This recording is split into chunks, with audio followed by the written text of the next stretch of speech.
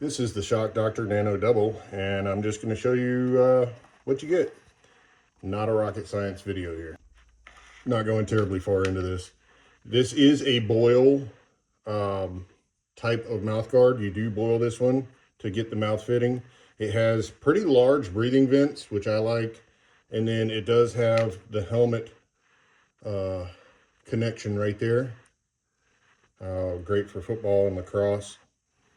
It has these pads on the bite mark below, and then the whole top is kind of a padded part. I believe that's probably designed for concussion prevention, but maybe not actually sold for that. It does come with instructions, very readable on, how to boil it, what needs to be done. And then it's got all the legalities on the back. It says best for football, hockey, fighting, lacrosse.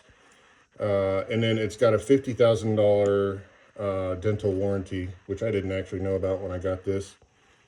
I got this for my son. He plays lacrosse, and he wanted a highly breathable mouthpiece. He's on a varsity lacrosse team, so he's got a little experience there. Seems good. And the outside, I will say, is really rigid. This is not one of those cheap, the orange ones that you get from high school. So it's pretty good.